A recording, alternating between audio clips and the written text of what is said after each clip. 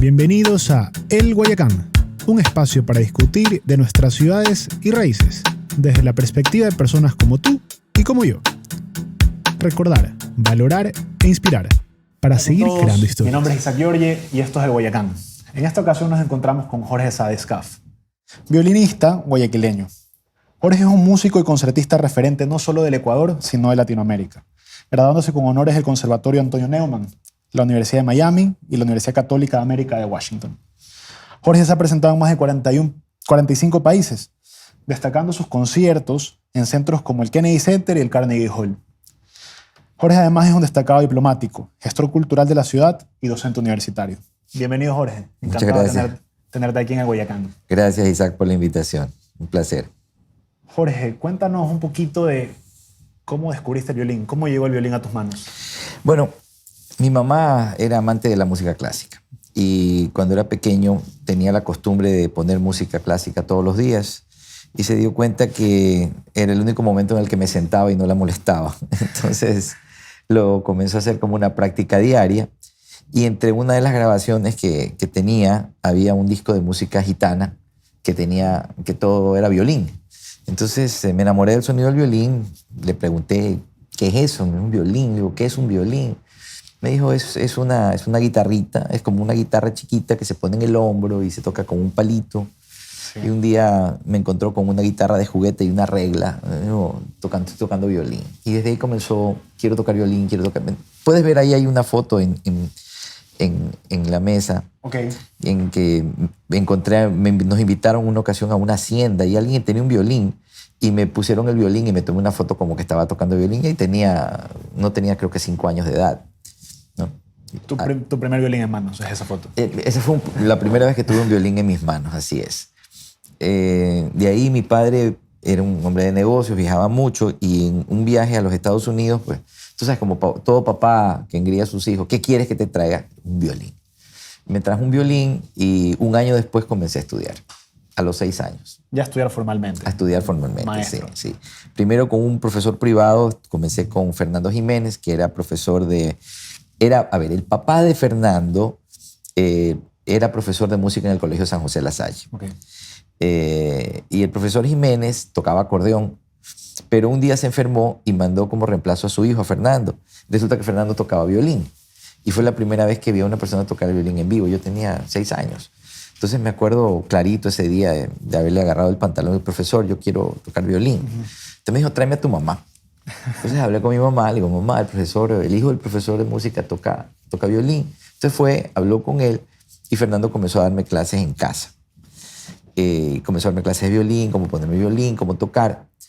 Pero pasaron tal vez un año y Fernando le dijo a mi mamá, mire, yo no soy profesor de violín, yo soy profesor de música. Y Jorge tiene talento para el violín, ¿por qué no lo lleva al conservatorio? Nosotros en aquella época vivíamos en Lizardo García 9 de Octubre, frente al tenis club.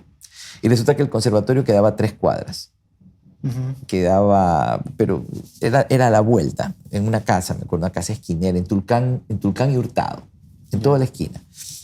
Entonces me llevaron, en aquella época el conservatorio creo que entrabas a los 11 o 12 años, pero yo ya estaba tocando violín. Entonces el director del conservatorio me tomó un examen. Me dijo, no, ya el niño está tocando, que entre. Y entré al conservatorio. Yo iba al conservatorio en shorts. 6 años. 7 años. Yo iba en shorts, el conservatorio era la mascotita. Y soy pie plano, usaba botines de pie plano. Imagínate este gig, hermano, con short, botas de pie plano y un violín en la mano, ¿no? Ahí comencé a estudiar violín. Ah, qué interesante. Y de 7 años, y en los conservatorios eran una carrera que se llegaban, uno se graduaba. Claro, te graduabas del conservatorio, pero en aquella época el conservatorio, o sea, sufrió muchos problemas. Estuve estudiando en el conservatorio unos años, de ahí se cerró, hicieron una huelga los estudiantes. Me quedé sin profesor, me quedé sin clases y ahí vienen, es que en mi vida han habido muchas coincidencias, ¿no? Mi papá tenía su negocio en Pecasi, Córdoba, y un día mi abuelo subía en el ascensor y se encuentra con don Elías Gemén Zafadi, sobrino de Nicasio Zafadi y violinista de la Sinfónica de Guayaquil. Y subiendo en el ascensor, saluda con don Elías, que eran amigos, y mi abuelo le pregunta, ¿y usted a dónde va? No, es que aquí es la sede de la Sinfónica. Era en el mismo edificio donde estaba mi papá. Y don Elías le dice, ¿usted tiene un nieto que toca violín? Le dice, sí. Y dice, ¿con quién está estudiando? Me dicen, creo que con nadie porque el conservatorio está cerrado. Dice, que venga a estudiar conmigo. Para esto, nosotros ya nos habíamos mudado de casa y vivíamos en Eloy Alfaro y Avenida Olmedo, en toda la esquina. ¿Dónde vivía don Elías Mensafadi? Cruzando la calle. Al frente había, ahora hay un centro comercial ahí. Antes había una gasolinera. Él vivía del otro lado de la gasolinera, en una casa vieja, mixta. Qué coincidencia. Te digo, mi vida ha sido llena de coincidencias con el violín. Entonces Sí.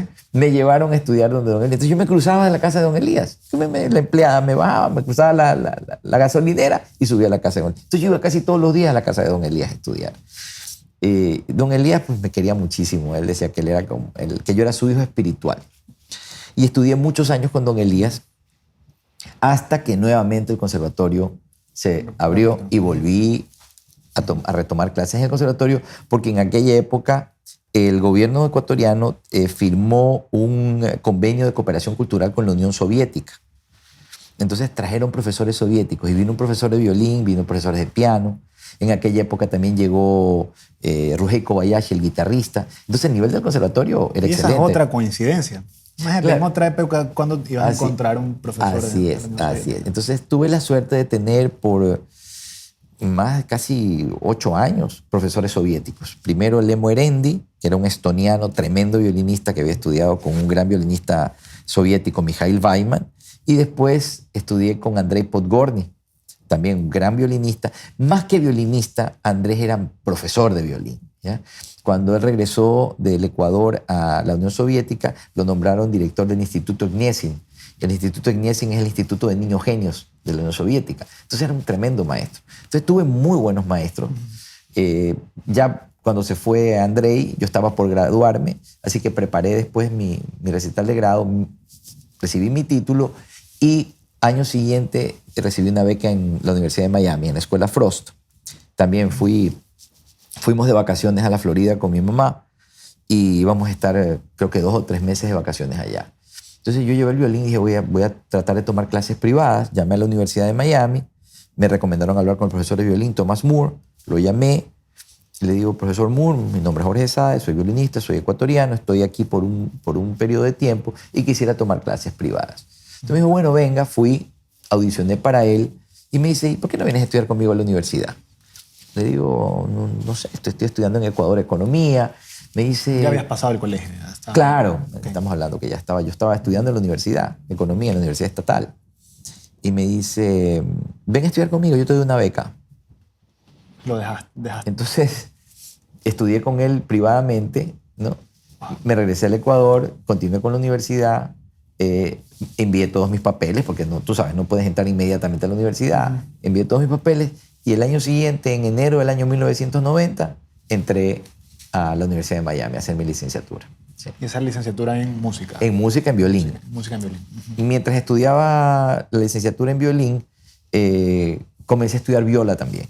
Okay. E hice un double major, que se llama una doble licenciatura en violín y viola, y me gradué en el 93. Sí, de ahí regresé al Ecuador, estuve unos años aquí, regresé a los Estados Unidos a vivir en el año 96. Y el año 97 me nombraron agregado cultural y de prensa en la Embajada del Ecuador en Washington. Entonces nos mudamos a Washington y ahí comencé a tender puentes con instituciones culturales, y la Universidad Católica de América tiene un departamento de música latinoamericana. Entonces comencé a tener relación con el departamento y un día el director del departamento, que era el doctor Joseph Santo, me dice, pero tú eres violinista. Me dice, ¿por qué no vienes a la universidad a estudiar, a hacer una maestría? Le digo, no sé, yo me gradué en el conservatorio, tengo mi título del conservatorio, tengo mi licenciatura en la Universidad de Miami. No he pensado en seguir estudiando formalmente en la universidad. Ya estoy tocando conciertos, estoy viajando. Le digo, pero la pregunta es, ¿quién es el profesor de violín? Es lo más importante para mí. Me dice, es el profesor Gerle. Le digo yo, Robert Gerle. Me dice, ¿lo conoces? Le digo, a ver, no lo conozco, pero sé quién es Robert Gerle. Yo tengo discos de él. Me dice, sí, él es el profesor de violín. Pero no puede ser. Le digo, hazme el contacto. Entonces lo llamaron al doctor Gerle, conversé con él y me dijo, venga mañana para que toque para mí. Al día siguiente fui, toqué para él y así mismo me dice, ¿no quieres entrar a la universidad? Y el profesor le digo, no tengo tiempo. Tengo 2 hijas, Salma no había nacido, tenía mis 2 hijas mayores. Digo, no tengo tiempo, trabajo full time en la Embajada del Ecuador, estoy viajando a dar conciertos, la familia, los hijos. Le digo, yo prefiero tomar clases privadas. Me dice, bueno, ¿quieres tomar clases privadas? No hay problema, yo te doy clases privadas. Estamos hablando del año 1998. ¿Qué es lo que te importaba a ti? Era tener la trayectoria con él. Claro, no, exacto, no el título. estudiar con él, exactamente. Entonces, le digo, ¿y cuánto cuestan las clases, profesor? Me dice, $200 la hora. 1998, ¿tú sabes lo que son $200 la hora, no? Entonces, Todavía. Es bastante, y en esa época era mucho más todavía. Entonces le digo, profesor, le digo, lamentablemente, esos son $800 al mes, po. Son $200 a la semana, porque es una clase semanal. Le digo, no puedo pagar $200. No me da. Me dice, ¿y cuánto puedes pagar? Le digo, profesor, tampoco puedo ponerle precio a su clase. Entonces me dice, $60 está bien. Le digo, sí, $60 sí puedo pagar. Me dice, ya, ven a tomar clase. Entonces comencé, yo iba a la casa de él. Y las clases no eran de 1 hora, eran horas. Yo llegaba, conversábamos. A mí me encanta tomar helado y él también.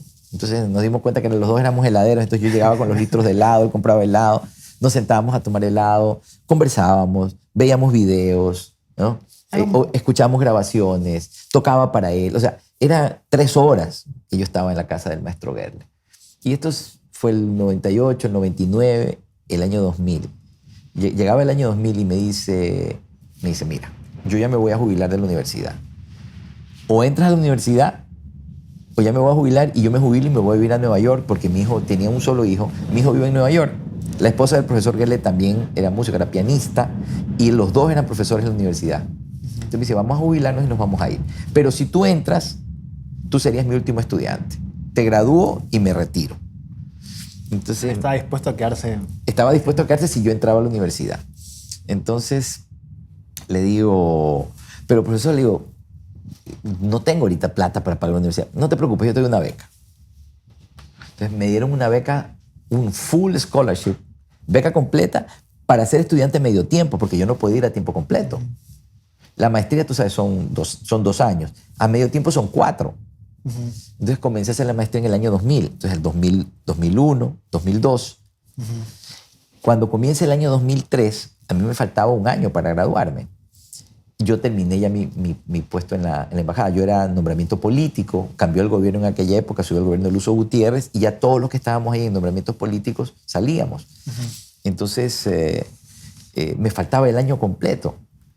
¿Cómo terminaba? ¿Qué decisión tomaste? Claro, entonces esto era en el mes de febrero, que ya estaba el presidente, había tomado posesión, en enero comenzó, ese año habían cambios, no recuerdo por qué, pero el presidente recién se posesionaba en el mes de enero y yo ya salí, o febrero, una cosa así, yo salí de la embajada. Y hablé con la universidad, le digo, miren, no me puedo quedar 1 año. No puedo, ya terminé, ya no tengo trabajo. No me puedo quedar aquí para terminar la universidad. Entonces terminé el semestre y me abrieron todas las clases que me faltaban en las 2 sesiones de verano. Entonces yo a partir del mes de junio, julio y agosto, yo iba a la universidad a las 8 de la mañana y salía a las 7 de la noche. Hice todas las materias teóricas que me faltaban porque yo con el profesor Gerle venía estudiando desde el año 98. Ahí sí tu esposa tuvo mucha paciencia. Lo que yo hice fue, envié a Gina y a las bebés, que ya habían nacido Salma, las 3, se vinieron a Ecuador en junio. Y yo me quedé solo. Junio, julio y agosto, clavado en la universidad estudiando. Y me gradué agosto, septiembre y me regresé al Ecuador. Y terminé mi maestría ya. Sí. ¿Tuviste la satisfacción de haber estado con el profesor Gerle? Sí, sí, muchos años. Y el profesor Gerle terminó conmigo, ese año se jubiló y mira lo que es la vida. El año siguiente no se alcanzó a mudar a Nueva York y falleció. Pobrecito. Sí. Bueno, era un tremendo maestro, súper buena gente. Pero bueno, ¿Tu mentor? Tuve la suerte. Sí. Mis 2 mentores fueron Thomas Moore en Miami, que aquí tengo una foto con él, ¿ves? Tom era más que mi profesor. Él era primero como un segundo padre, después como un hermano mayor. Luego fuimos socios hasta en un negocio, abrimos una tienda de violines. ¿Ah, sí? Fui padrino de mi segunda hija. O sea, la relación con Tom fue muy, muy, muy, muy estrecha. Tom falleció ya hace más de 10 años. Fue duro. Te soy sincero, la relación de un estudiante de violín con su maestro casi siempre es muy, muy estrecha. Unos estudiantes más que otros, porque la clase es personal. O sea, tú vas a clase 1 a 1 y estás con tu profesor 1 hora, 2 horas, ¿no? Y tu profesor se vuelve tu guía, se vuelve como una figura paternal, se vuelve tu mentor, ¿no? Y la relación es muy estrecha. Y mientras más joven, es más estrecha la relación con el profesor.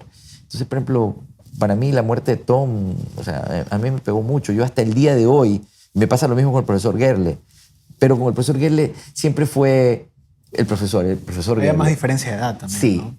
y el profesor Gerle siempre fue el profesor Gerle, y aunque venía a mi casa, yo iba a su casa, la relación con él siempre fue maestro-alumno, ¿no? Con Tom fue más familiar. Cuando me casé vino a mi matrimonio, tocó en mi boda, Tom. O sea, yo hasta el día de hoy, cuando escucho las grabaciones de Tom o del maestro Gerle, se me salen las lágrimas. A veces no puedo escucharlas. Especialmente las de Tom, porque la relación es muy estrecha, era muy estrecha. Y esa pregunta te quería hacer, creo que nos adelantamos ahora. ¿Qué es lo que ponemos una pieza de Mozart? ¿Tú eres capaz de diferenciar, la está tocando Tom o la está tocando el profesor Gerle? A ver, sí. Cuando tú conoces el estilo de tocar de un violinista, lo puedes distinguir. Especialmente los violinistas de la vieja guardia. Te hablo los violinistas del siglo XX, principios, mediados, hasta los 80, 90. Cada uno tenía un sonido muy peculiar, un vibrato muy peculiar, una forma de hacer un glissado muy peculiar. Por ejemplo, yo soy un fanático de Jascha Heifetz. Tú vas a ver que hay una foto de él, hay un programa firmado, que no me lo firmó a mí porque nunca tuve la oportunidad de conocerlo. Pero yo tengo ahí, aquí ves, si ves eso que está allá arriba, esas son, la que está sobre el mueble, son todas las grabaciones que hizo Heifetz en su vida. Soy fanático de él. Entonces, a mí me bastan 30 segundos de escuchar una grabación para saber que él es el que está tocando, lo que sea que esté tocando. Así como él, hay otros violinistas, Nathan Milstein, Oistrakh, el mismo Itzhak Perlman, que todavía vive. Son violinistas que tú los escuchas y sabes que son ellos los que están tocando. Es más o menos como escuchar un cantante. Es como que tú escuchas un cantante y reconoces, claro que lo reconoces, conoces el timbre de voz, conoces la forma de cantar, su estilo. Lo mismo pasa con los violinistas. Tocas un violín, pero cada uno tiene su sonido, su interpretación, su forma de tocar. Son reconocibles. Y eso es lo que un artista busca, lo que un violinista busca. Ser auténtico, ser original y no sonar como todo el mundo. ¿Qué sucede muchas veces con los violinistas, los más jóvenes que hay ahora? Que todos suenan igual. Todos hacen el glissado en el mismo sitio, tienen el mismo tipo de sonido, tienen el mismo tipo de interpretación y se confunde. Tú no sabes quién está tocando, ¿ya? Eso es algo que al menos yo como violinista busco. O sea, tener mi sonido particular, mi forma de tocar particular, mi forma de hacer un glissando, mi forma de interpretar para ser reconocido. No es que cambias los compases y el tiempo de la canción. No. La interpretas diferente. La interpretas diferente. O sea, tú no la puedes cambiar. Cuando tú tocas música clásica o música académica, tienes que respetar lo que el compositor hizo. Propiamente no es un cover. ¿Cuál sería una interpretación? Es una interpretación. Es tu interpretación de la obra. Lógico, es que, a ver, la música clásica tiene demasiados parámetros, ¿ya? Claro. Hay estilos. O sea, yo no puedo interpretar Mozart como a mí me da la gana. Mozart tiene un estilo de interpretación, pero dentro de ese estilo de interpretación hay diferentes formas de hacerlo. Sí. Pero dentro de un estilo, lo mismo Beethoven o Brahms. Si tú ya entras en el romanticismo es diferente. El romanticismo te permite más libertades, ¿ya? Ni digamos cuando entras al periodo de la música del siglo XX, la música contemporánea, el impresionismo, el dodecafonismo, ya es diferente, ya hay mucha libertad en la parte interpretativa. Pero en los clásicos, en los barrocos, no hay tanta libertad. O sea, yo puedo querer ser muy original y interpretar Bach a mi manera, pero estoy fuera de estilo. Y eso a mí no me lo van a permitir como violinista. O sea, te hablo, la crítica internacional no va a permitir eso, me van a hacer pedazos. ¿Ya? Si yo trato de tocar Mozart como que estoy tocando Paganini, puede ser muy bonito, pero no es Mozart. No es Mozart. Mozart hay que interpretarlo de cierta forma. no puedo abusar del glissado, no puedo abusar de los tempos, tengo que mantenerme dentro de cierto esquema métrico.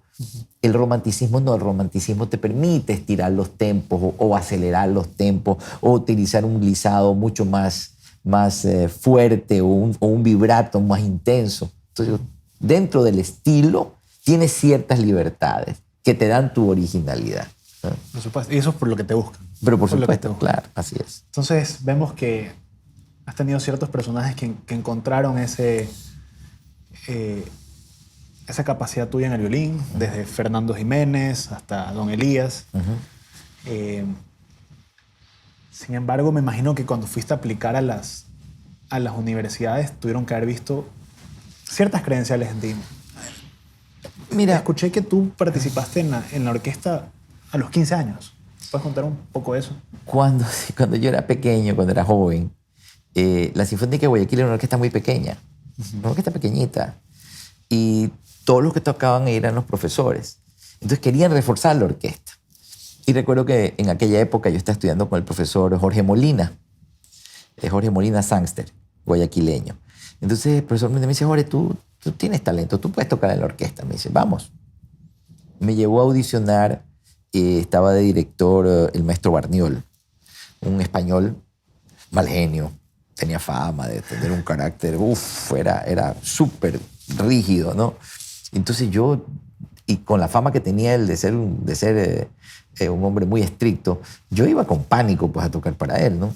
Entonces recuerdo que llegué a la sala de la Sinfónica y se acercó Jorge Molina y dice, maestro, así muy, tú sabes, temeroso, maestro, he traído un alumno mío para que toque para usted. Me recuerdo clarito, estaba en el escritorio escribiendo algo. Que toque. Ni me miró, que toque. Entonces me paré yo, saqué mi violín, comencé a tocar. Estaba tocando y en eso dejó la pluma y me levantó la cabeza. Me dice, déjame ver tu violín. Entonces le tenía mi violín, me dice, un bonito instrumento. Me dice, está bien, me dice, ven mañana.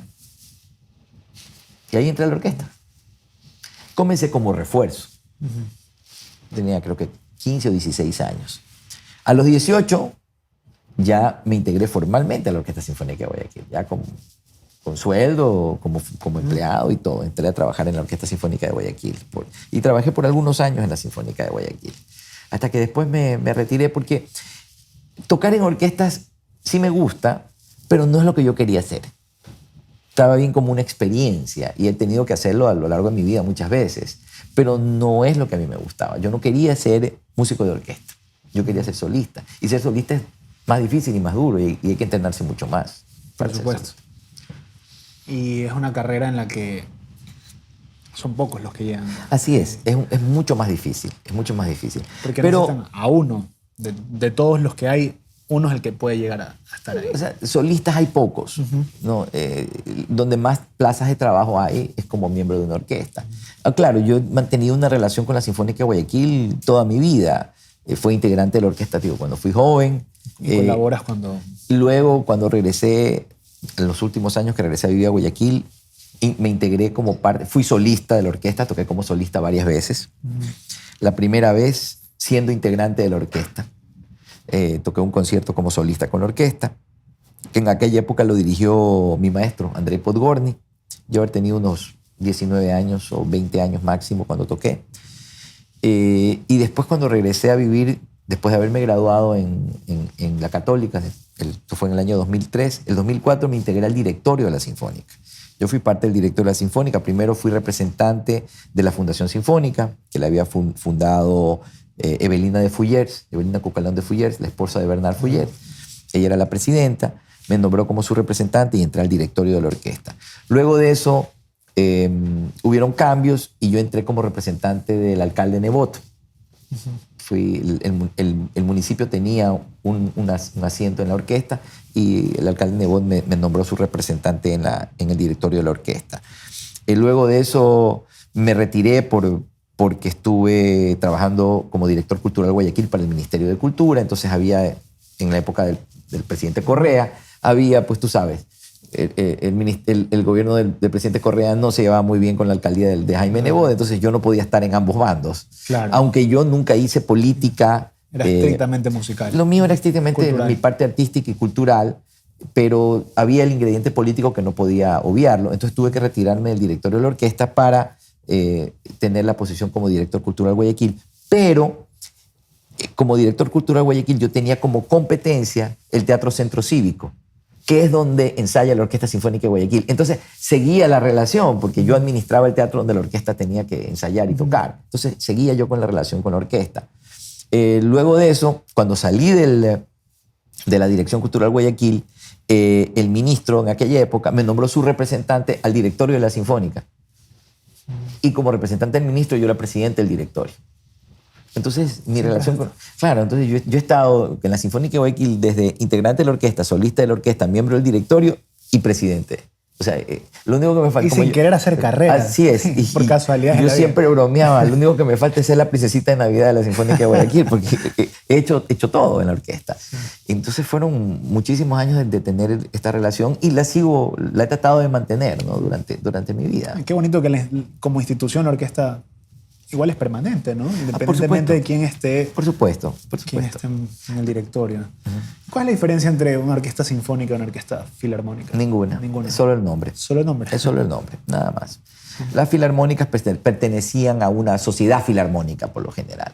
Las sinfónicas, no. Entonces, es una cuestión de nombre, pero no tiene ninguna diferencia en la estructura de la orquesta, ni musical, no, para nada. Es más que por ser una fundación, capaz. No.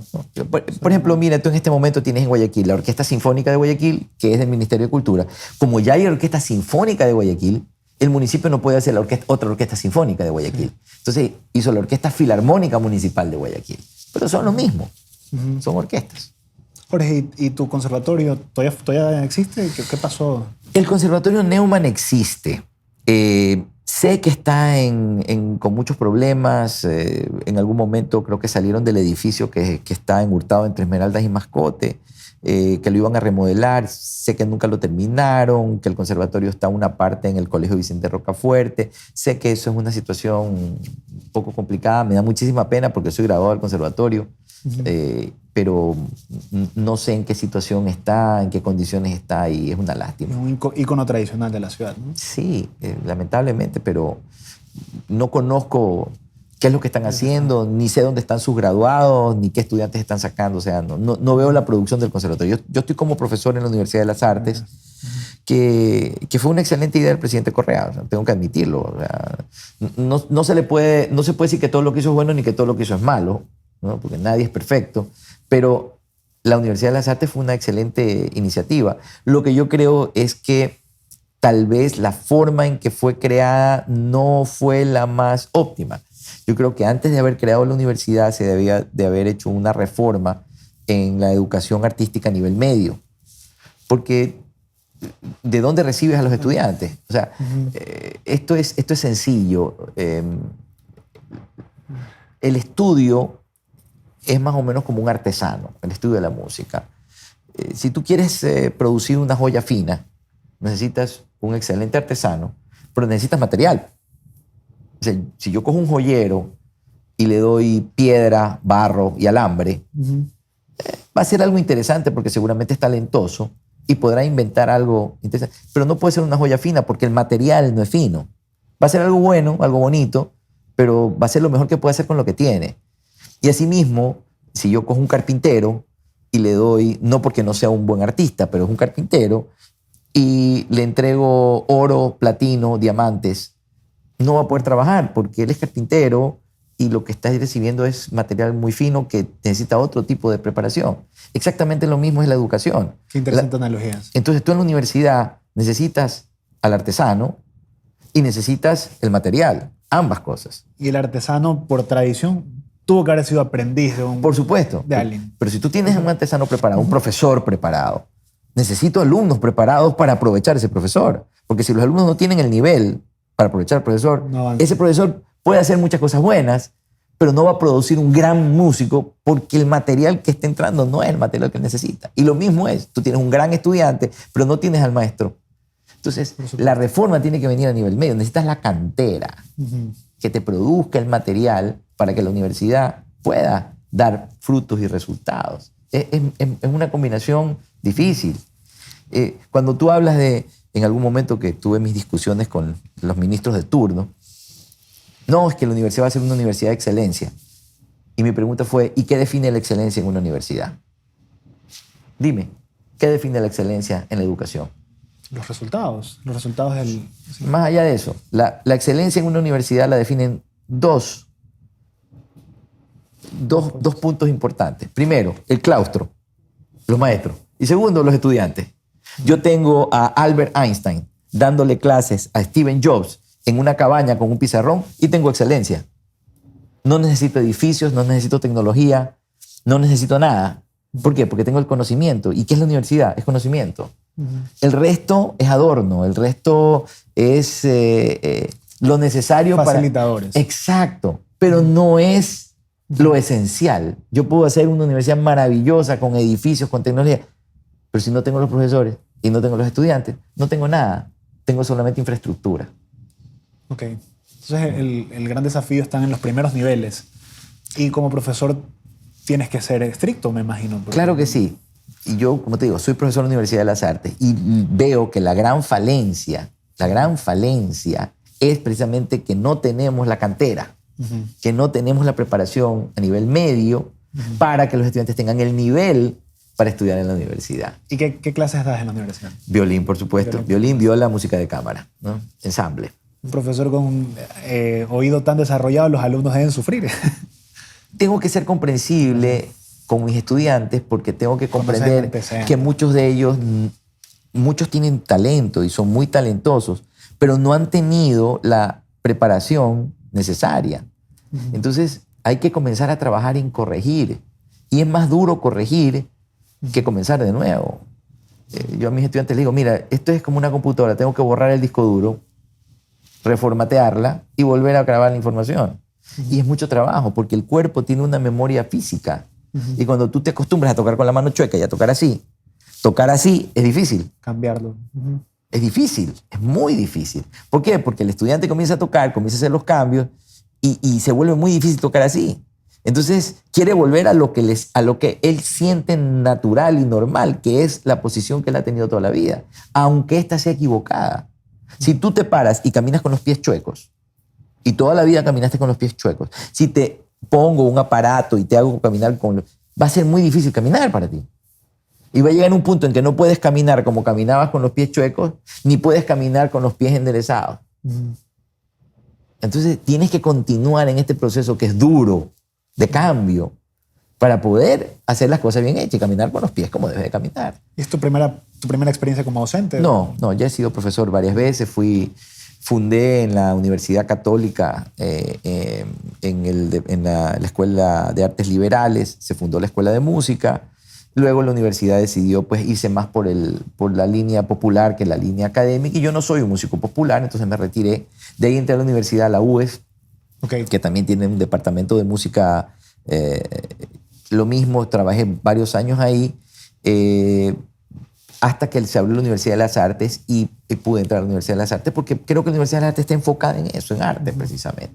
Pero nuevamente yo creo que no podemos confiarnos y quedarnos tranquilos con la Universidad de las Artes. La Universidad de las Artes hay buenos maestros, hay excelentes maestros en la Universidad de las Artes, hay muy buenos programas, hay excelente infraestructura, está todo ahí. Pero ahora tenemos que completarla, tenemos que ir a la formación media para poder tener los estudiantes que la universidad necesita. Por supuesto.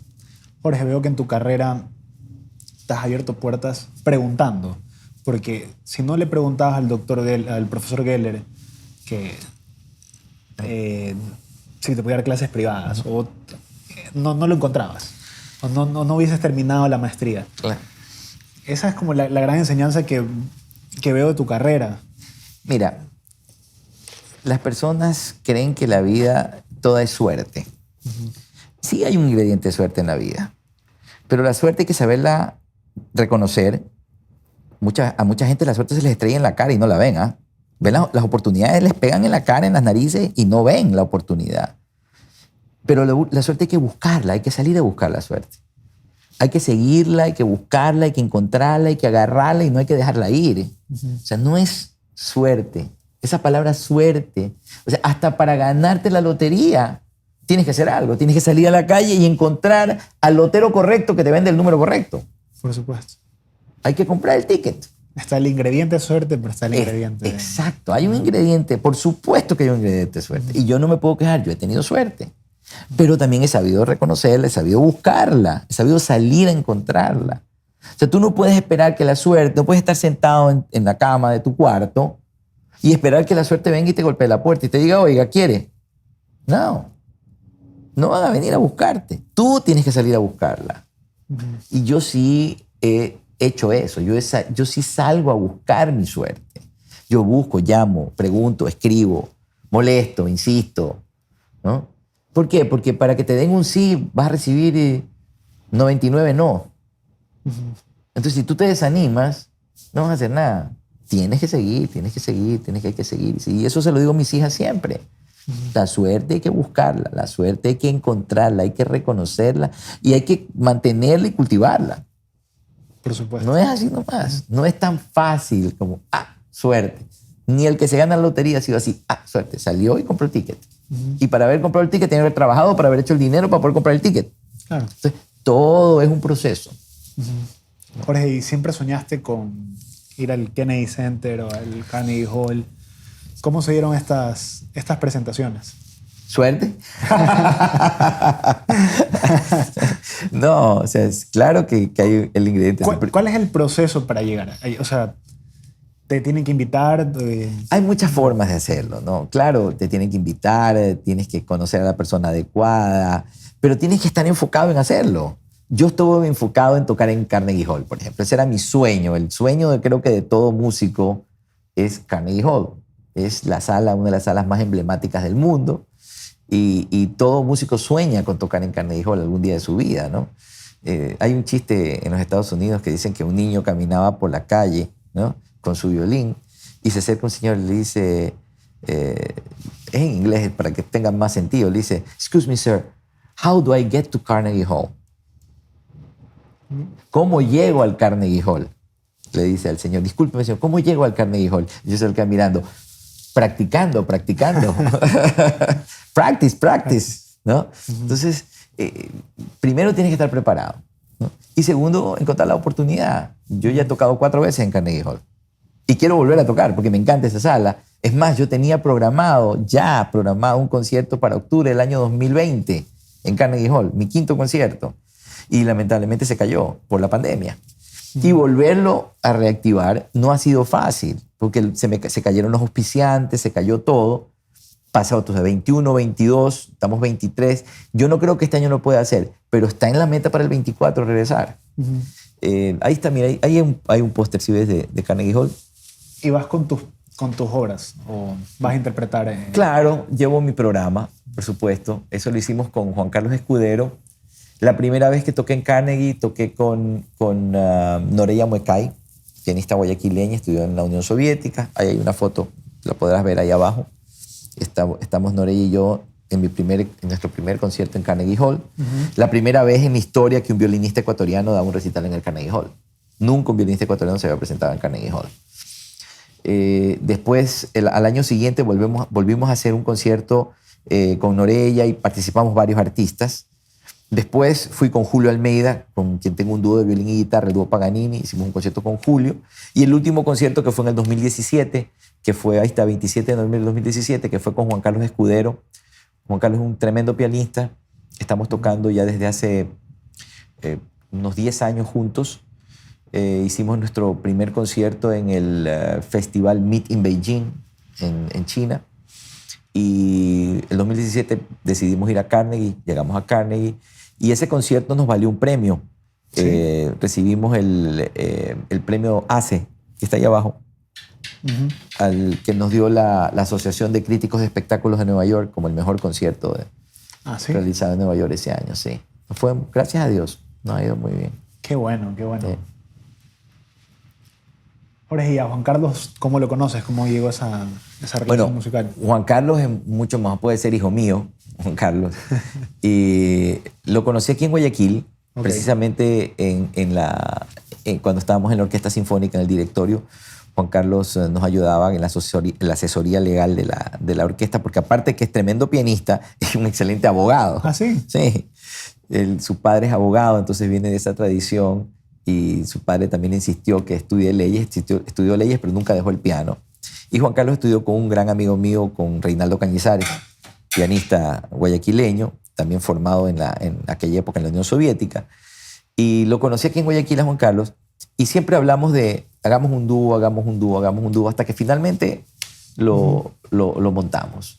Y nos ha ido excelentemente bien. Con Juan Carlos hemos tocado en China, hemos tocado en Qatar, hemos tocado en Australia, en Nueva York. O sea, hemos dado muchos recitales juntos, hemos tocado en los Estados Unidos, en Miami, ¿no? Siempre estamos viajando, tocando, dando conciertos. Hemos grabado, hicimos una grabación de obras de compositores ecuatorianos y tenemos muchos planes de seguir tocando juntos. Es un excelente pianista y más allá de ser un excelente pianista, es un excelente ser humano, es una gran persona, lo quiero mucho y tenemos una excelente te sientes muy a gusto musicalmente. Sí. Mira, tocar con una persona no es fácil.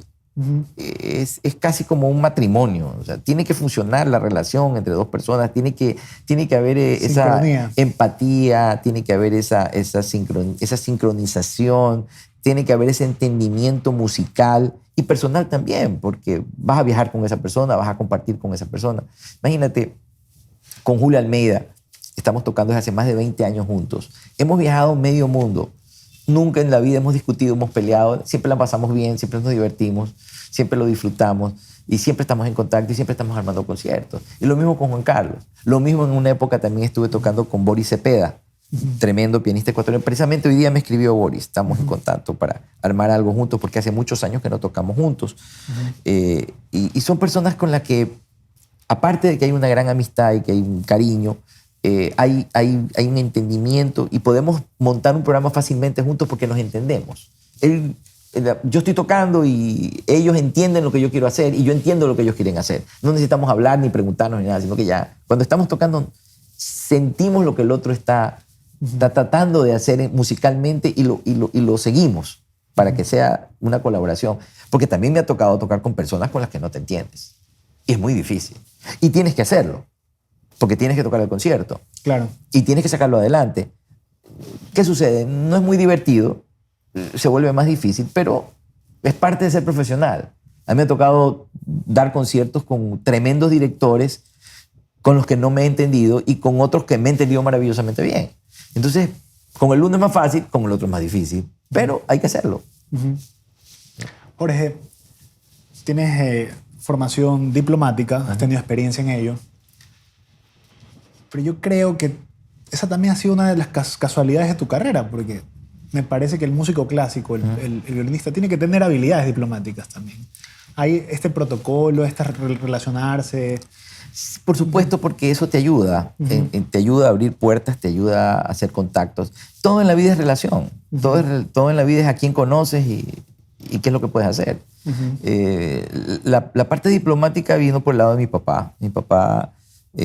tiene 92 años, ya está retirado del consulado, pero mi papá fue cónsul honorario del Líbano por 30 años. Entonces, cuando él entró en la vida diplomática, a mí me gustó. Yo lo ayudaba en el consulado a mi papá, en aquella época era representante consular, me nombraron desde el Líbano para que pueda ayudar a mi papá en la función diplomática y me gustó la vida diplomática. Luego recuerdo en una ocasión a un amigo mío lo nombraron agregado cultural en España. Y a Gastón Gagliardo, el guitarrista. Y dije, oye, qué chévere, ¿no? Ser agregado cultural, es una bonita experiencia. Y se me fijó como un objetivo. Algún día me gustaría irme como agregado cultural del Ecuador. Y se cristalizó en el año 1997. Me nombraron agregado cultural del Ecuador en Washington, que yo tampoco me lo esperaba. Esa fue una cosa que salió sin esperarlo. Y aparte de eso, me nombraron agregado de prensa. También en aquella época llegó como embajador ante la OEA el ex canciller Julio Prado Vallejo. Y Julio Prado Vallejo sabía de mí, me conocía y cuando llegó me pidió que yo también fuera representante cultural ante la OEA. Entonces fue una experiencia espectacular, 5 años y medio, súper intensos, ¿no? Me tocó vivir el proceso de paz Ecuador-Perú. Ahí hay una foto, la vas a ver allá arriba, en que estoy con el presidente Fujimori y el presidente Mahuad. Porque yo organicé la rueda de prensa en la CNN. Es la famosa almuerzo con Cuy, me parece, una foto que tienen comiendo.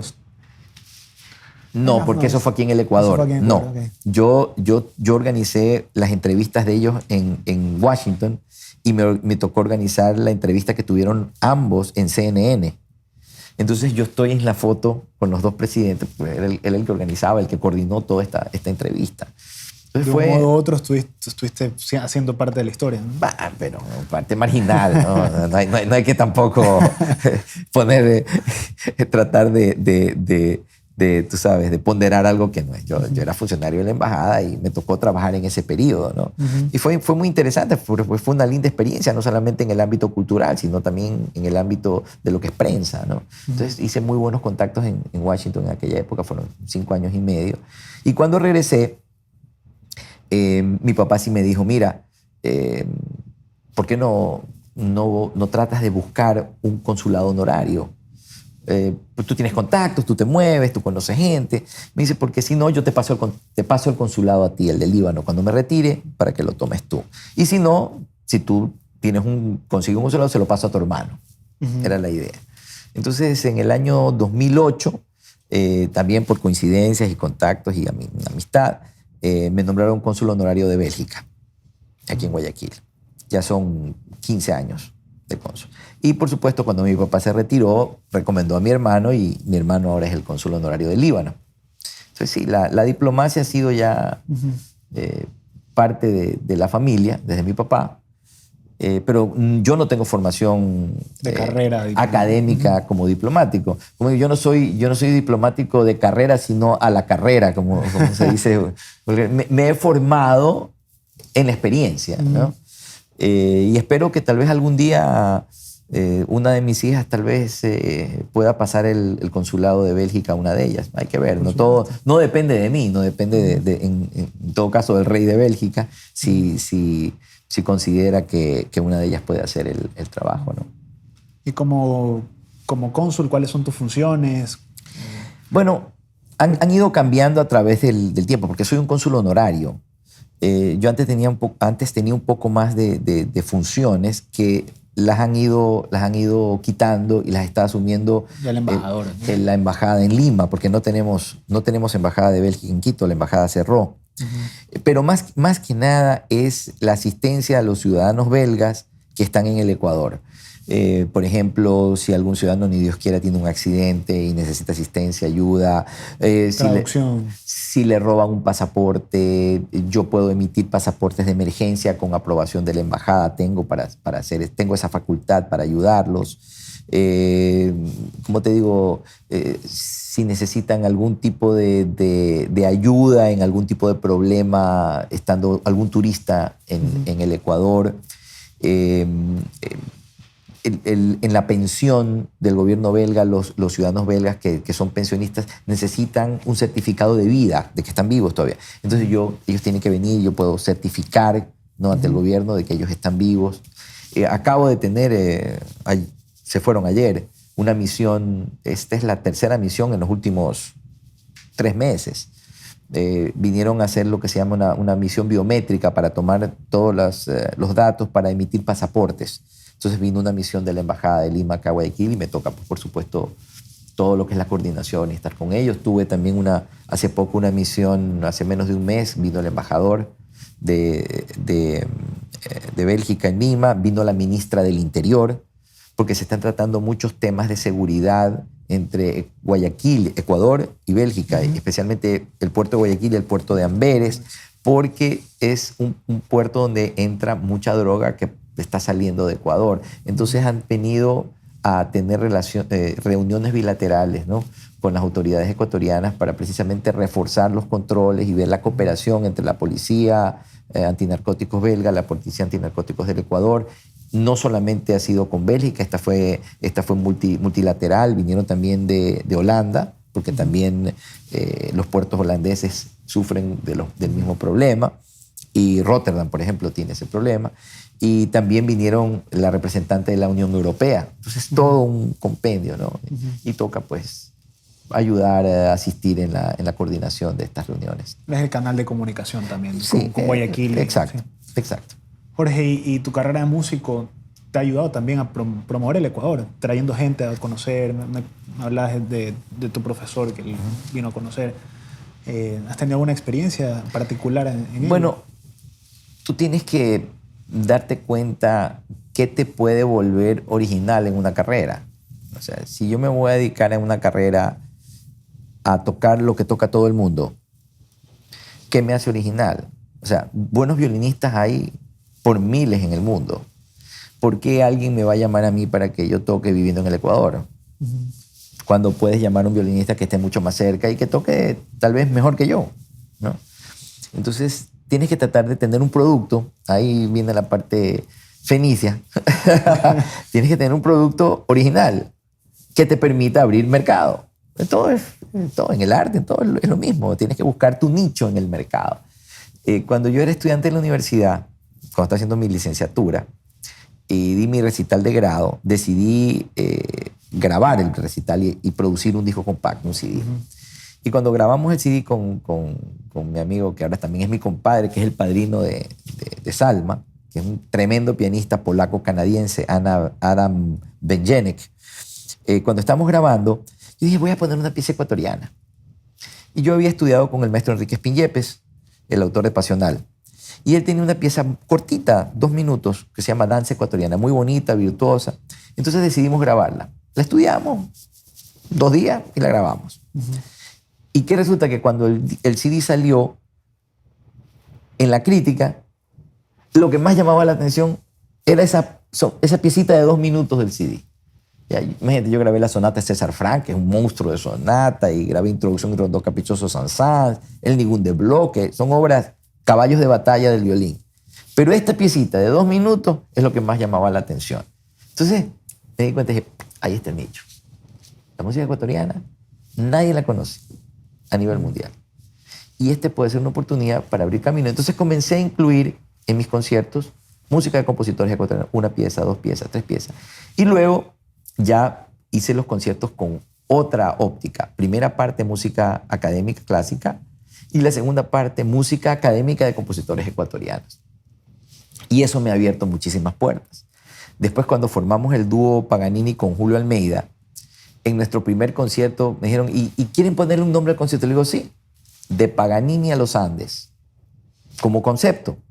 Entonces, nuestros conciertos siempre se llaman de Paganini a los Andes. ¿Por qué? Comenzamos con música clásica, música de Paganini, porque el dúo se llama Paganini, y terminamos siempre tocando obras de compositores ecuatorianos.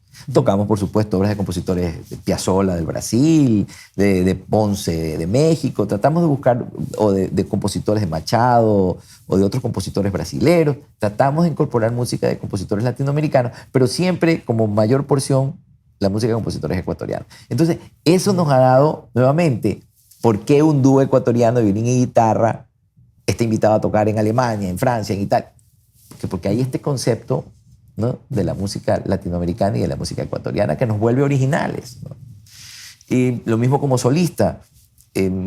Claro que he tocado también con orquestas Mozart y Saint-Saëns y Beethoven y otros compositores, pero más me invitan a tocar conciertos de compositores ecuatorianos, porque primero he buscado a los compositores para que escriban obras para mí, ¿no? Y eso me ha abierto puertas. Asimismo, he explotado mi raza libanesa, y tengo contactos con compositores libaneses que también han compuesto conciertos para mí. Y he podido tocar conciertos de ellos en otros países, que me ha abierto puertas para tocar en otros países sus obras. También tengo contactos con compositores norteamericanos que también han escrito obras para mí, que también he podido tocarlas. Entonces, trato de buscar siempre esa originalidad, ¿no? ¿Qué me puede hacer original? ¿Qué me puede dar un nicho de mercado que no está haciendo otra persona? ¿No? Jorge, no quería dejar de hacerte esta pregunta. Aquí en el Guayacán buscamos también resaltar un poco las raíces de nuestra ciudad. Y ya que tu familia está muy vinculada con el consulado libanés, capaz nos puedas contar una pequeña historia, una pequeña anécdota de cómo fue la migración libanesa y cómo ha influenciado aquí en la ciudad. Bueno, a ver, yo soy primera generación nacida en Guayaquil. Mi papá nació en Líbano, vino al Ecuador cuando tenía 23 años. Mi mamá es nacida en el Ecuador, mi mamá nació en Machala, pero se crió en Manabí. Mi mamá se sentía más manaba que orense, porque creció en la provincia de Manabí. Ella vivió en Bahía, en Manta, en Puerto Viejo, en Jipijapa, imagínate. ¿Ya? Por mi abuelo era como gitano. Ellos migraron. Mi abuelo materno se casó y vino de luna de miel con mi abuela al Ecuador porque su papá ya había venido, mi bisabuelo ya había venido al Ecuador. Estaba en el Ecuador y vino a buscar a su papá. Y vinieron y decidieron quedarse un tiempo a trabajar y regresar. Bueno, ese tiempo ambos murieron en el Ecuador. El caso de mi papá es parecido. Mi abuelo primero había migrado al Brasil. Estuvo unos años en el Brasil, regresó al Líbano. Ahí nació mi papá y su hermano menor, porque tenía 4 hijos primero. Ahí nació mi papá y mi tío George, el último de los 6 hermanos. Y regresó nuevamente, pero al regresar a América, no vino a Brasil por circunstancias de la vida, lo mandaron vía Ecuador y se quedó en el Ecuador. Entonces mi papá, que ya era un joven de 23 años, no conocía a su papá. Decidió venir a buscarlo. Mi abuelo tenía 20 años en el Ecuador. Entonces mi papá vino a buscar a su papá. Y así mismo llegó, encontró a su papá y decidió quedarse un tiempo a trabajar, a hacer algo de dinero para regresar al Líbano.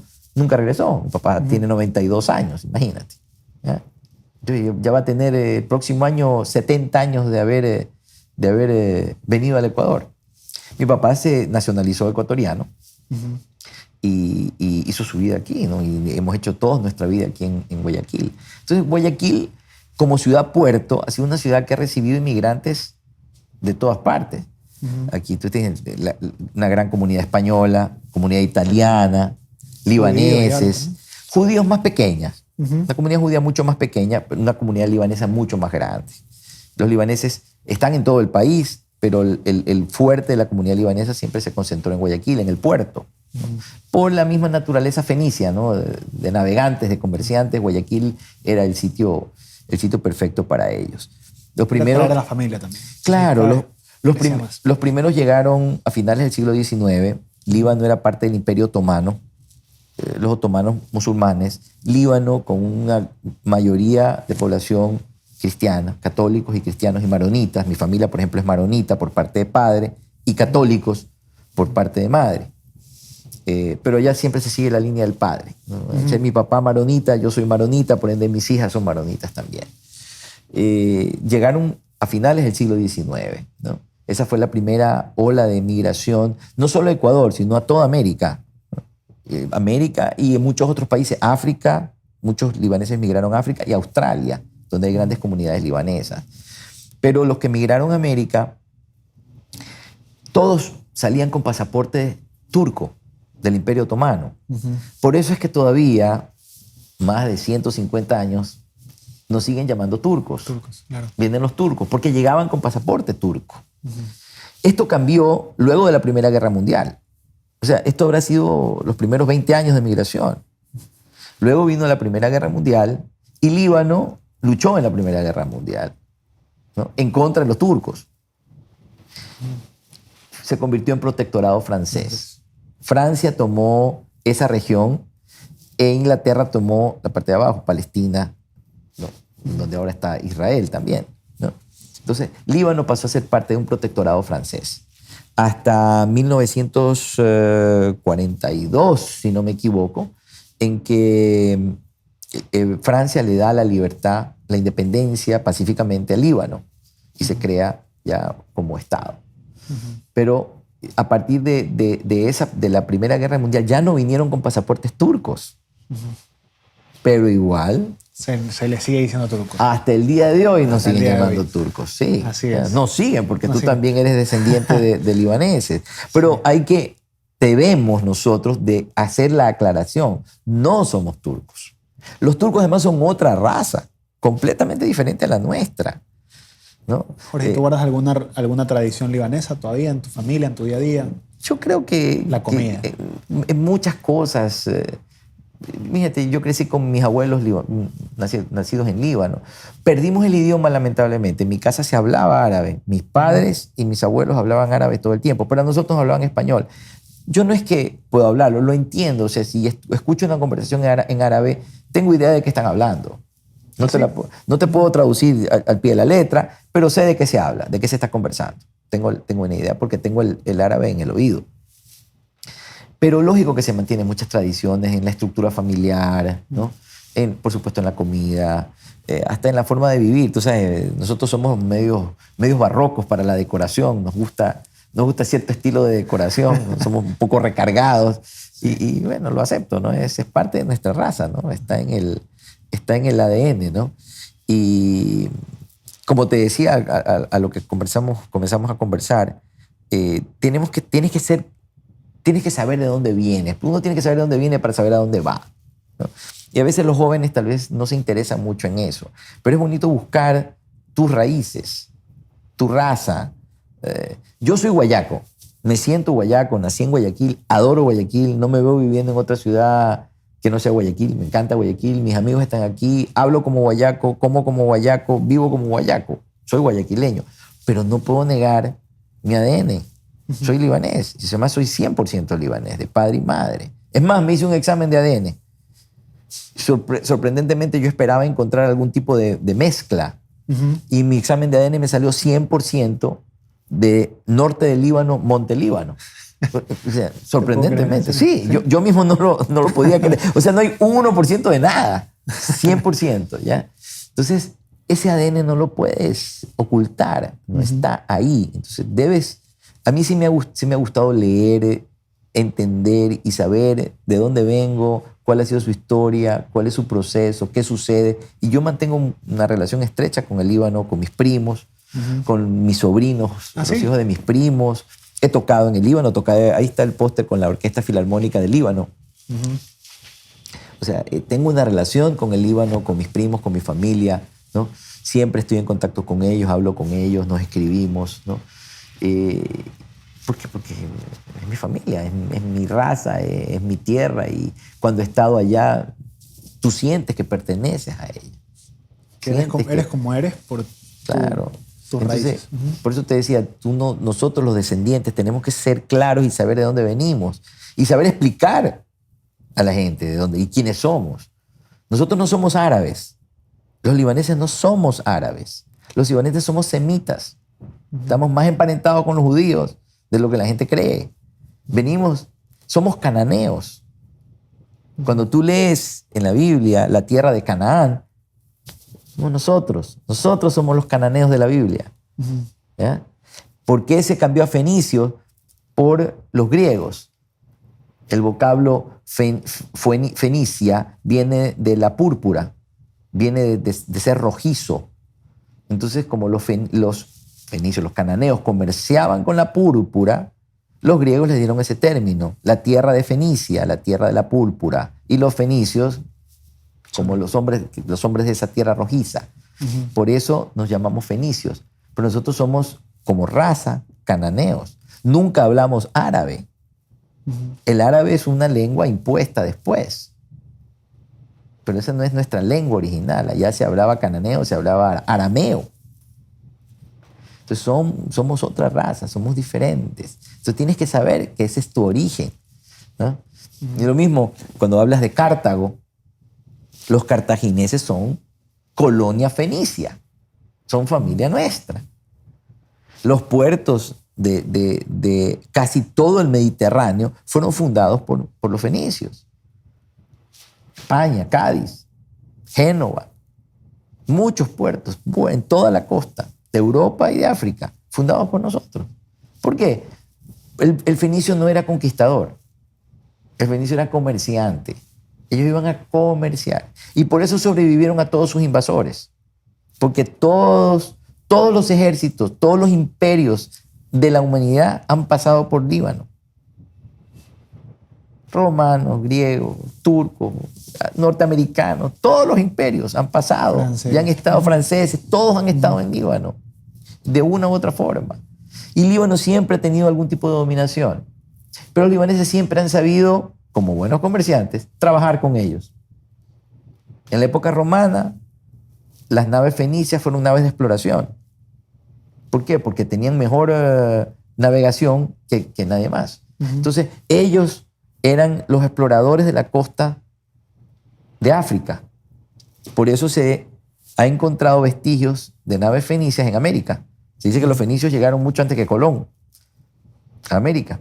No porque quisieron llegar, tal vez puede haber sido por circunstancias o por Se perdieron, error. sí.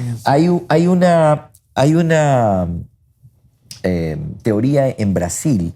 Encontraron en un sector que se llama Paraíba, tierra adentro en el Brasil, una piedra con una inscripción fenicia que hablaba de 3 naves que, bordeando las costas de África, se separaron en una tempestad, seguramente algún huracán que se estaba iniciando. Tú sabes que los huracanes se inician siempre en la costa de África y son los que suben, se fortalecen en el océano Atlántico y son los que llegan y golpean la Florida y los Estados Unidos. Entonces puede ser que en alguna tempestad se perdieron, una nave de estas se perdió y acabó en América y entró por el río en Brasil. Y es una colonia libanesa de Fenicia. Por todo el mundo. Escribieron, está escrito, encontraron escrito. Qué interesante, no sabía esa historia.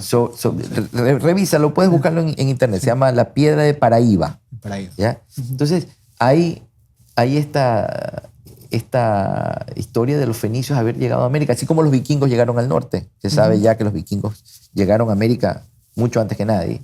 Los fenicios llegaron a América del Sur también. Pero como te digo, por ser navegantes, ellos no fueron conquistadores. Fueron conquistados, pero nunca fueron conquistadores. A diferencia de los cartagineses, que sí eran guerreros, ¿no? Pero también parte nuestra. Entonces es bonito saber tu historia, es bonito saber dónde vienes. Sí, sí. ¿No? Para saber hacia dónde te puedes proyectar. Sí, total. Y bueno, Jorge, sé que ya hayamos hablado de tu carrera. Quisiéramos saber cuáles son tus nuevos proyectos. Creo que tienes un proyecto reciente con música de origen judío. Sí. ¿Puedes contar un poquito de eso y cuándo va a ser? Voy a tocar el día, si Dios quiere, 4 de junio en la Casa de la Música con una orquesta que viene de Europa. Son los Virtuosos de Kiev. Ahora con el problema de la guerra en Ucrania, la orquesta está basada en Italia, pero vienen a hacer una gira por América. Ellos están trayendo una obra de un compositor judío que se llama Baruch Berliner, con quien yo coincidentemente hice contacto hace un par de meses, y nos hemos mantenido en contacto. Van a hacer la gira y ellos tienen una obra pequeña que la utilizaron como tema en una película, An Address on the Door, una dirección en una puerta, se llama la película, y el tema es para violín. Entonces, como la orquesta va a estar aquí, va a hacer la gira, me pidieron que toque la pieza con la orquesta. Así que voy a estar en Quito tocando ahora en junio. En mayo, el 24 y 25, toco en San Salvador. Voy a tocar con la Orquesta Sinfónica Nacional de El Salvador. Este es un concierto organizado por la Embajada del Ecuador en El Salvador para conmemorar el 24 de mayo como Día Nacional, porque tú sabes que muchos países en agosto están en vacaciones. Entonces, muchas veces se utiliza el 24 de mayo como la celebración del Día Nacional, ¿no? del Ecuador. Entonces voy a tocar con la Sinfónica Nacional el 24 en San Salvador, el 25 en Santa Ana, y voy a hacer el estreno allá de un concierto que me compuso el maestro Gerardo Guevara. Este concierto fue comisionado por el Centro Ecuatoriano Norteamericano y dedicado a mí. Ya hice el estreno, hice un preestreno aquí en Guayaquil con la Sinfónica Juvenil, lo hicimos en el Auditorio del CEN, eso fue en septiembre, octubre del año pasado. En el mes de enero lo estrené con la Orquesta Sinfónica Nacional del Ecuador en Quito.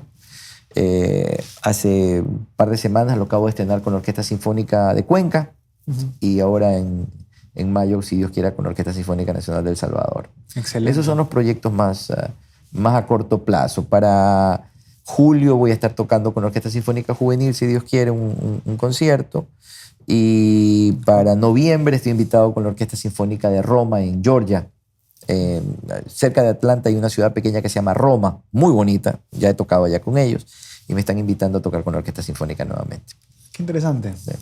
Qué bueno, y el mejor de los éxitos, el mejor Gracias. viento en toda su carrera y que se venga el Carnegie Hall nuevamente. Dios quiera, vamos, ese es otro objetivo. Qué bueno. Muchas gracias, Jorge. Gracias, Esto fue Isaac. El Guayacán.